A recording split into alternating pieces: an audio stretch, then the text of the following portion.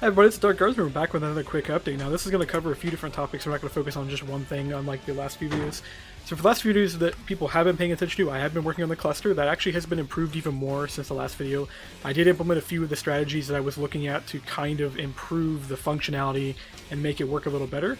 One of the things that has been done is that now it will actually spawn one more missile more than the configuration, allowing it to much more smoothly end up firing and actually attacking. Another additional change that has been made is that there's now a slight randomization to the spawn distance to kind of give it a less circular path. Makes it more believable, more useful, kind of looks a little nicer, also gives you a little bit better spread. The spread has also been randomized by a few blocks just to make sure that you get a little better overlap, so when the missile does come straight down, you usually end up blowing up the entire ground portion. Of course, I haven't had a chance to work on the lag yet. That will be solved at a later date, probably after the beta release. The plan for that is to implement the threading system we use in ICBM 2 inside ICBM Classic, as it has yet to been updated for that. And of course, optimize a lot of the explosives down. But right now, this is working really well, and it's doing pretty good as the current moment.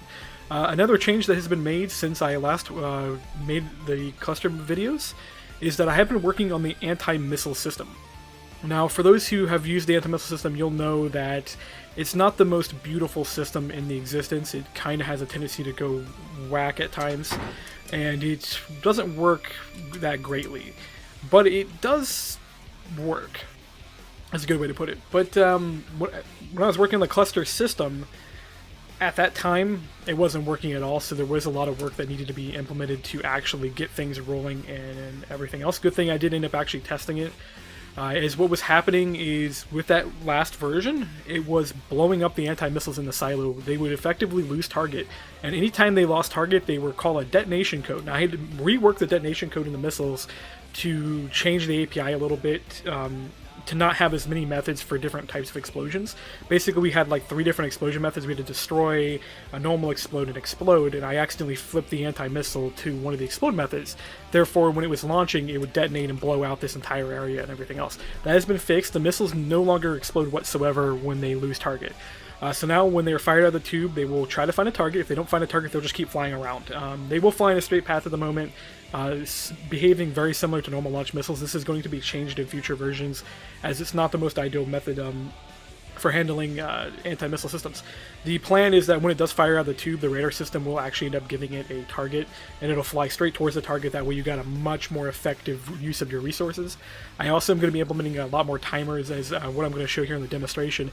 The missiles are very wasteful at the moment. It's just absolutely horrible, and I apologize, I've never caught this in the past and fixed it.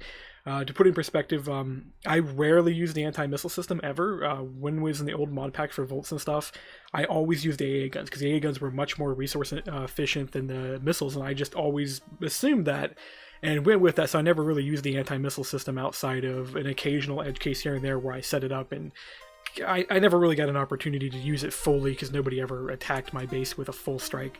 They'd fire 1 or 2 missiles at a time, and that was okay because I only had 4 or 5 anti-missile systems sitting around and they would work. But through testing, it has now been determined that these are more or less almost useless. They're not completely useless, they do work, and they are set up, and they actually do function. So let me go ahead and fill this up here with missiles. This is one of the reasons why I definitely need to recode this, is that it takes this much amount of missiles to even slightly affect a cluster missile system. So we'll go ahead and test this. Now I have a cluster missile set up over there. I have to get kind of close. One of the things I did figure out when testing is that Minecraft does have a pretty limited action range. If you're not close enough to that launcher, it will not actually launch the missile.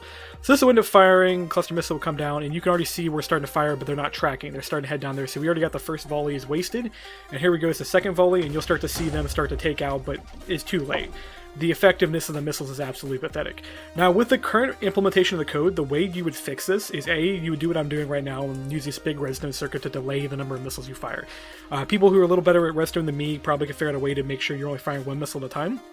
The second thing you would do to fix this, and with the current implementation, is to make sure that your target position, so right now I'm targeting that pillar, you would want your targeting position to be somewhere where you think the missiles are going to come from. So if you know you have an enemy to your north, you would make sure your anti-missiles are aiming well to the north, so that way when they fly in the air, they get close. Right now the anti-missiles are set up to target within 30 meters of themselves.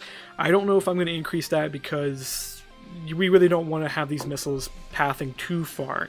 After all, some people may want to have a very limited, tight missile targeting range, but of course when we implement the new code with the radar system communicating to the actual launchers, that's going to be a different thing altogether, because then the actual missile will never target a given point. It will target the missile coming inbound, and it'll head that direction. Now, of course, I want to really do a lot more advanced code, for example, having the anti-missile circle around a designated point. So instead of going to a point, what I want to have it do is go straight up and then orbit around a bit until it finds a missile, and then eventually run out of fuel and drop back to the planet. I am planning on making it that if the anti-missile does not kill a target, it will drop the missile and you can pick it back up and put it back on the launcher and refuel it with energy again. For those who really haven't comprehended, the reason why you power these is you're effectively fueling the missile, so I'm okay with giving the item back if it doesn't do what it's supposed to do. So that'll probably happen. That'll be make it much easier to be resource efficient with your missiles, because what you could do is have this missile aim at a given point and then put hoppers and recollect your anti-missiles back if they aren't used. That's one of the plans with that item drop is to do. On top of this, by the way, if you really feel that these anti-missiles are not good enough, the number one recommendation I really make is just use an EMP tower. It may not be the greatest solution in the world right now, but it does work, and it will make it where when you're using the 112 version of this mod, you can at least defend yourself until we get the anti-missile system fixed, we bring the sentry guns up online, and we get the force fields there, which those last two are going to take a long time, but the anti-missile system will get fixed over here. To conclude on this, really quickly announce that we finally got the night vision decay fix mod up on Curse. This is a really simple mod to fix that flickering delay at the end of the night vision potion effect. That's been uploaded. If you guys could download that and test that for me, I really need to know if that code is functional, and I'll see you here later with another video.